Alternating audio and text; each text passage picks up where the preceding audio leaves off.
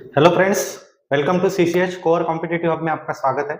मैं राहुल सर आज आपके लिए वीडियो लेके आया हूँ जो बच्चे बैंकिंग एस्पिरेंट है, यानी जो बैंकिंग की प्रिपरेशन कर रहे हैं। जैसे मैंने लास्ट वीडियो में पीओ के बारे में बताया था, प्रोबेशनल ऑफिसर के। अब हम क्लर्क के बारे में देखेंगे। आईबीपीएस की जो क्लर्क की जगह आने वाली है उसके बारे में देखेंगे। ठीक है, तो ऑल डिटेल्स रहेगा इस वीडियो में। क्या क्या रहेगा, एक ही वीडियो में आपको सभी जानकारी मिलेगी क्लर्क के बारे में, पैटर्न, वैकेंसी, इंपॉर्टेंट डेट्स और सैलरी कितनी रहेगी। ठीक है, तो अब हम एक एक चीज आपको जो इंपॉर्टेंट लगेगा वो आप इसमें से स्क्रीनशॉट निकाल लेना है आपको। ठीक है, सबसे पहले तो नाम से शुरुआत करेंगे। जैसे बहुत से बच्चों को ये रहता है कि सर क्लर्क की ऐड तो दिखी नहीं। एक्चुअली ऐड आके चली जाती है। क्यों? क्योंकि अब थोड़ा नाम change, clerk is now customer service associate. तो आपको इसे सीएसए, शॉर्ट में क्या दिखेगा आपको, सीएसए दिखेगा कि आईबीपीएस सीएसए की जगह निकली, यानी कस्टमर सर्विस एसोसिएट भी हम उसे कहते हैं। ठीक है, अब इसकी प्रोसीजर कैसी रहेगी, क्या रहेगी, वो हम देखेंगे। सबसे पहले तो हम इसमें एक एक चीज अब देखेंगे कि आपकी एक्सपेक्ट कब आने वाली है, ऐड कब आएगी। नोटिफिकेशन आपकी आएगी जुलाई में, जुलाई 2026 में आपकी जो नोटिफिकेशन आएगी। फिर आप अपने ऑनलाइन एप्लीकेशन फॉर्म भरना स्टार्ट कब करोगे, तो अगस्त से करोगे आप। जुलाई एंडिंग तक आ जाएंगे, अगस्त फर्स्ट वीक से आप स्टार्ट करोगे। लास्ट डेट रहेगा आपका पे का अगस्त तक रहेगा। ठीक है, वो आपके नोटिफिकेशन में आपको आ ही जाएगा। उसके बाद लास्ट डेट प्रिंटिंग एप्लीकेशन। अब प्रिंटिंग एप्लीकेशन यानी क्या, तो ये भी बात आप ध्यान में रखो। प्रिंटिंग एप्लीकेशन यानी पहले क्या होता था कि पहले ये जो फॉर्म आपको भरते हो आप पूरा ऑनलाइन, वो फॉर्म की आपको पीडीएफ मिलती है। ये आपको यूजफुल रहती है जब आप फाइनल डॉक्यूमेंटेशन को वहां पे आपको लगेगी, तो वो अभी ही निकाल के रखना है आपको। पहले क्या रहता था, जब आप इंटरव्यू को जाते थे, जब इंटरव्यू रहते थे या पीओ के इंटरव्यू रहते, तब इसका काम गिरता था, तो बच्चे उस वक्त निकालते थे, या उस वक्त आईबीपीएस आपको कुछ दिन देती थी, कुछ स्लॉट देती थी, तो वो आप उन्होंने पहले ही दे दिया है कि आप अभी अवेयर रहो और अभी ये निकाल लो। ठीक है, उसके बाद कि प्रीलिम्स का एडमिट कार्ड कब आएगा, तो आपको सितंबर में एडमिट कार्ड आ जाएगा, सितंबर एंड तक। आपकी एग्जाम क्या रहेगी, तो प्रोबेबल डेट रहेगी आपकी 10th और 11th अक्टूबर। ठीक है, अब ये डेट बढ़ भी सकती है, यानी 10 से एग्जाम चालू हुई तो उसके अगले सैटरडे संडे एग्जाम रहेगी। क्यों? जितने बच्चे ज्यादा बैठेंगे उतने आपके वो डेज बढ़ जाएंगे। और उसके बाद आपको जिन बच्चों की प्रीलिम्स क्रैक हो चुकी है, जिन बच्चों की प्रीलिम्स क्रैक हो गई, तो आपको मेल आ जाएगा, आपके मेल पे आपका मेंस का एडमिट कार्ड डाउनलोड कीजिए, ऐसा आ जाएगा। तो मेंस का एडमिट कार्ड आपको एक्सपेक्टेड डेट रहेंगी मेंस की 27 दिसंबर एग्जाम की, यानी दिसंबर में आपको एडमिट कार्ड निकालना है। उसके बाद आपकी 8-10 दिन में एग्जाम रहेगी 27। अब आपको ध्यान देना है कि आपकी प्री और मेंस में आपके पास कितने दिन है।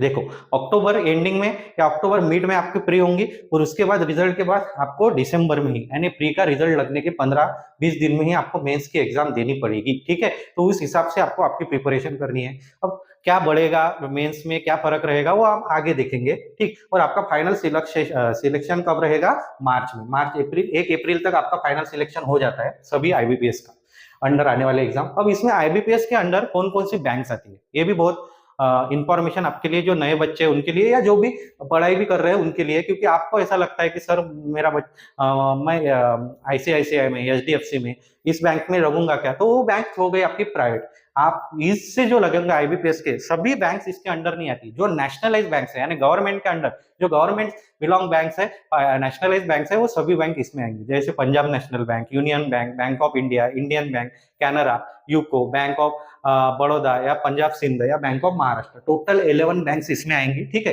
अब पहले आपको ज्यादा बैंक्स दिखती थी, अब कुछ बैंक्स मर्ज हो गया, कुछ यूनियन बैंक में हो गया, ऐसे अलग अलग से मर्ज हो गए। ठीक है, तो आपको अब 11 है, इसमें आपको रहेगा। तो आप जब फॉर्म भरोगे, जैसे मैंने यहाँ पे बताया था आपको, जब आप प्रिंटिंग एप्लीकेशन यहाँ पे जब फॉर्म भरोगे, तब आपको ध्यान देना है, आपको प्रिफरेंस देना पड़ता है बैंक का। तो वो बैंक का प्रिफरेंस आपको उस हिसाब से आपकी अलॉटमेंट रहेगी जब आपका फाइनल सिलेक्शन होगा। ठीक है, उसके बाद सिलेक्शन प्रोसेस सबसे इजी मुझे लगता है। कॉम्पिटेटिव एग्जाम जब देखो दोगे, आपको बैंक में लगना मुझे एक इजी पार्ट लगता है। क्यों? क्योंकि आपको ज्यादा उसमें झमेला नहीं है। झमेला नहीं है यानी आप प्री दो, आप मेंस दो, आप इंटरव्यू दो, आप बैंक में लग जाते हो।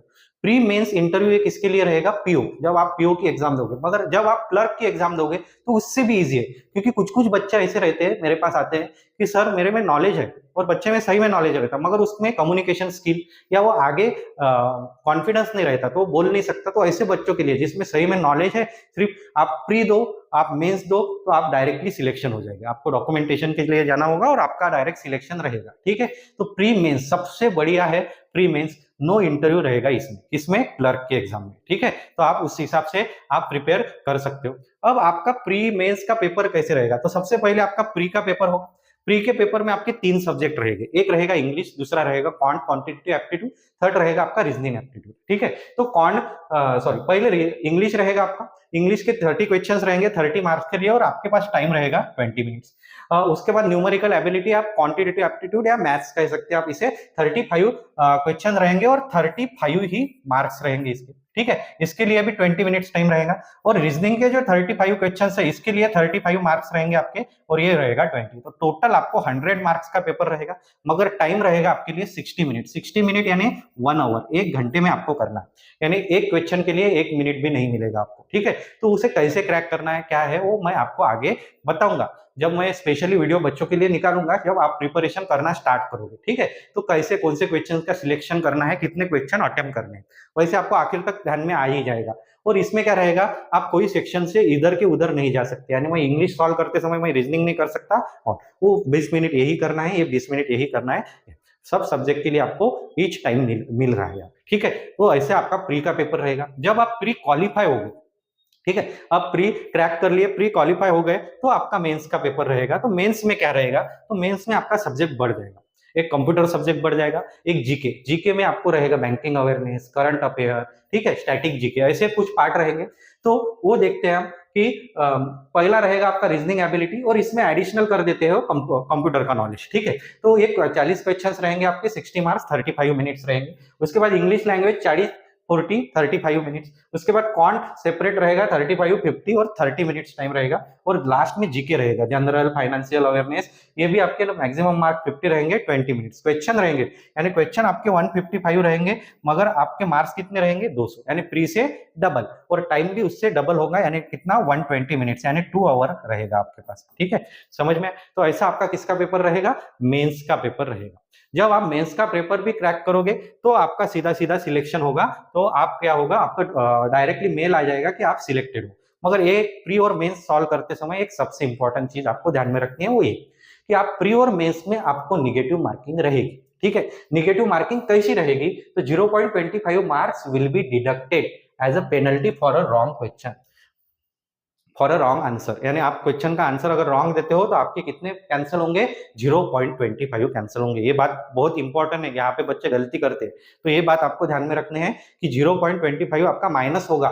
तो आपको क्या करना है, जितना आता है उतना ही आपको क्वेश्चन अटेम्प्ट करने हैं। ठीक है, तो ये इंपॉर्टेंट चीज थी। उसके बाद मैंने क्या किया है, एक्सपेक्टेड सीट्स निकाली है। जैसे आपने 2021 से मैंने जितने हैं उससे आपको थोड़ा ध्यान में आ जाएगा। जैसे 21 से हमने देखा 7,000, 6,000, 4,000, 12,000 अप्रोक्सीमेट, 15,000, 16,000 अप्रोक्सीमेट। तो इस साल 10,000 प्लस हम वैकेंसीज एक्सपेक्ट करके जा रहे हैं। ठीक है, कि आपको 10,000 प्लस वैकेंसीज रहेगा। फिर ये वैकेंसीज स्टेट के हिसाब से डिस्ट्रीब्यूट भी होंगे। ठीक है, मगर टोटल 10,000 प्लस वैकेंसीज आपके रहेंगे एक्सपेक्ट। तो आपको देखना है कि आपको इस 10,000 में लगना है। ठीक है, तो उसके हिसाब से प्रिपरेशन करनी है। अब उसके हिसाब से आपको सिलेबस क्या क्या रहेगा, तो स्टार्ट करते हैं हम रीजनिंग। ठीक है, प्री प्लस मेंस दोनों का भी सिलेबस मैंने दे रहा हूं यहाँ पे। जैसे आप रीजनिंग का देखते हो, तो रीजनिंग में आपको क्या क्या रहेगा, तो रीजनिंग में प्री प्लस मेंस में रहेगा आपको नंबर सीरीज हो गई, अल्फाबेटिक सीरीज, उसके बाद alpha numeric series, direction sense, coding decoding, inequality, blood relation, syllogism, number series, input output आपको मेंस में रहेगा। उसके बाद डेटा सफिशियंसी, ये पजल का पार्ट हो गया, इसमें बहुत से नाम आपको दे देते हैं कि सिटिंग अरेंजमेंट हो गया। उसके बाद अलग अलग से टाइप से पजल। और मेंस के लिए जैसे मैंने कहा इनपुट आउटपुट मेंस में रहेगा, वैसे ये आपका statement and assumption, statement, conclusion, cause and effect भी आपका मेंस में रहेगा। ठीक है, ये तो आपके प्री में और मेंस में दोनों भी रहेंगे, तो साथ में ये टॉपिक चलेंगे। इतना सिलेबस आपको करना है आपका क्लर्क क्लियर करने के लिए। ठीक है, ये हो गया रीजनिंग का। रीजनिंग के बाद रहेगा आपका अरिथमेटिक का पार्ट, या आप क्वांट भी कह सकते हैं, इसे मैथ्स भी कह सकते हैं। तो इसमें प्री के लिए आपको रहेगा speed math, simplification, approx, quadratic equation, DI. DI में 2 टाइप होते हैं, इजी टाइप आपका प्री में रहेगा, और हार्ड टाइप आपका क्या रहेगा, मेंस में जाएगा। ठीक है, तो उसके बाद अरिथमेटिक में number system, HCF, LCM, percent, profit loss, SI CI, ratio, average, ठीक है, time and work, time and distance, train, ये सभी प्रॉब्लम्स रहेंगे, प्रोबेबिलिटी, मेंसुरेशन, ये सभी सिलेबस आपका रहेगा। ठीक है, तो आपको आपका सिलेबस लगता होगा, तो आप इसके स्क्रीनशॉट रीजनिंग क्वांट के हो गए। अब उसके बाद रहेगा आपका इंग्लिश का। तो इंग्लिश में क्या रहेगा आपको वो भी देख लो। इंग्लिश में रहेगा, जैसे ग्रामर बेस्ड क्वेश्चन रहते हैं, आपको fill in the blank, tenses, preposition करने हैं, उसके लिए error detection, active voice, passive voice, direct indirect करना है। उसके बाद आपको पैसेज में वोकैबुलरी का पार्ट भी आता है, जैसे सिनोनिम्स, एंटोनिम्स पैसेज में पूछे जाके। उसके बाद स्पेलिंग आपको एरर डिटेक्शन में आएगा, in words, different usages of words आएगा। उसके बाद पैरा कंप्लीशन भी आएगा आपको, तो choose the correct option to complete the given paragraph, आपको वो आते हैं 5 मार्क के लिए। पैरा जंबल्स भी आते हैं आपको 5 to 10 मार्क्स के लिए। अरेंजमेंट ऑफ सेंटेंस, आपको सेंटेंस कोई दिया जाता है, उनको अरेंज करना रहता है, ठीक है। तो ये सभी सिलेबस आपका क्या रहेगा, इंग्लिश का रहेगा। तो आप तक आपने जो सिलेबस देखा, इसमें आप कंफ्यूज भी होंगे तो कुछ भी कंफ्यूजन का पार्ट नहीं। प्री और मेंस में आपको लगभग सेम ही सिलेबस रहता है, सिर्फ लेवल अलग अलग रहती है, ठीक है। प्री में आपको बेसिक लेवल के क्वेश्चन रहेंगे, जैसे कौन का मैं कहूंगा तो SICI का बेसिक लेवल का क्वेश्चन रहेगा, मगर मेंस में जाते समय उसका एडवांस वर्जन हो जाता है, ठीक है। तो आपको उसका सभी चीजें पता होनी चाहिए टॉपिक की, SICI कहा या प्रॉफिट लॉस कहा, रेशियो कहा, तो आपको एडवांस के अलग से क्वेश्चंस रहते हैं। जैसे हम हमेशा पहले प्री की प्रिपरेशन लेते हैं बच्चों की, और उसके बाद उसको एडवांस लेवल पे लेके जाते हैं, यानी आप प्री और मेंस दोनों भी आसानी से क्रैक कर सकते हो। अब कुछ कट ऑफ मैंने प्री के निकाले, यानी आपको उससे आइडिया हो जानी चाहिए कि आपको कितने क्वेश्चंस अटेम्प्ट करने।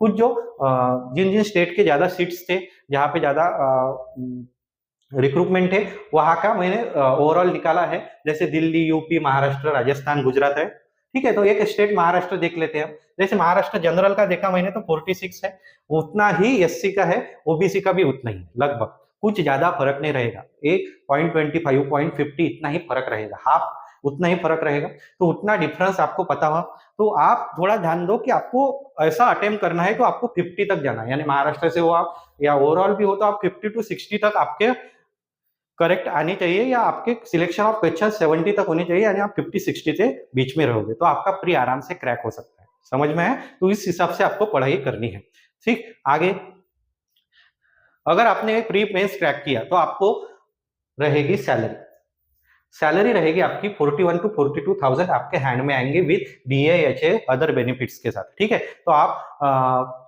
अब मेट्रो सिटी में गए तो इससे ज्यादा ही सैलरी आपको मिलेगी, ठीक है।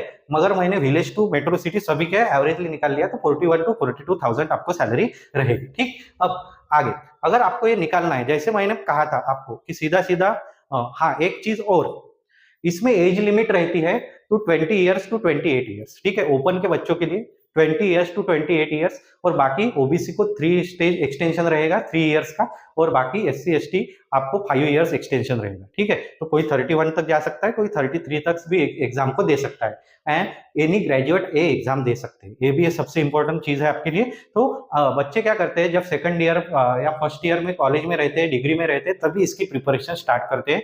तो इसकी देर मत करना, आप प्रिपरेशन स्टार्ट करो।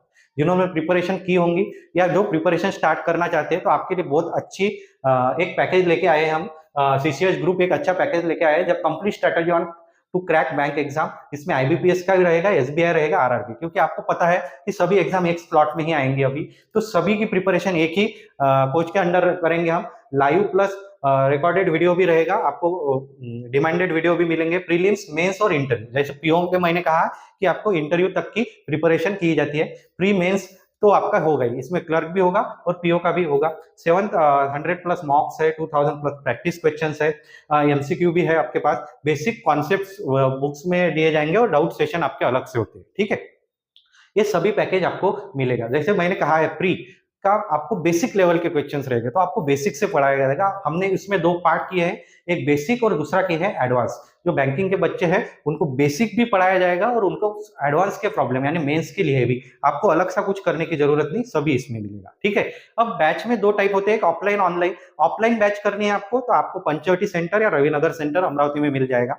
ऑनलाइन बैच करनी है तो आप इसको कर सकते हैं, या ऑनलाइन के लिए एक और अच्छी चीज बताता हूं मैं, आप सीधा सीधा इसे स्कैन कर लो। अगर नहीं, या दूसरी चीज आप ये कर सकते हो, आप प्ले स्टोर पे चले जाओ सीधा सीधा, आप कोर कॉम्पिटिटिव हब, क्या कहा मैंने, कोर कॉम्पिटिटिव हब, इसे इस पे लॉगिन करो। इस पे लॉगिन करने के बाद आपको मिल जाएगा बैंक एग्जाम महापैक 2026 एंड 27 के लिए पूरी स्ट्रेटेजी है। इस साल के सभी एग्जाम जो आएंगे, LIC भी आ गई उसमें, इंश्योरेंस की भी एग्जाम आ गई, वो सभी एग्जाम्स इसमें, या मैं तो कहूंगा 13 या 14 एग्जाम्स इसमें कवर अप आपके होंगे। ठीक है, तो इस एग्जाम्स के लिए 26-27 में आपको लगना है, तो आपको ये करना होगा। आप प्री मेंस सभी तैयारी होगी। आपको कोई डिफिकल्टी भी होगी तो आप इस नंबर पे मैसेज कर सकते हो, कॉल करके भी पूछ सकते हो कैसा करना है।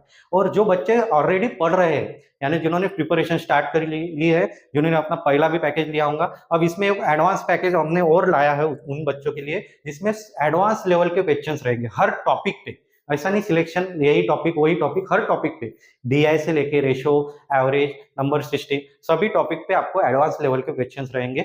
उसमें भी आपकी प्रिपरेशन अच्छी तरह होंगी। तो सभी बच्चे ये इस फॉर्मेट से करिए।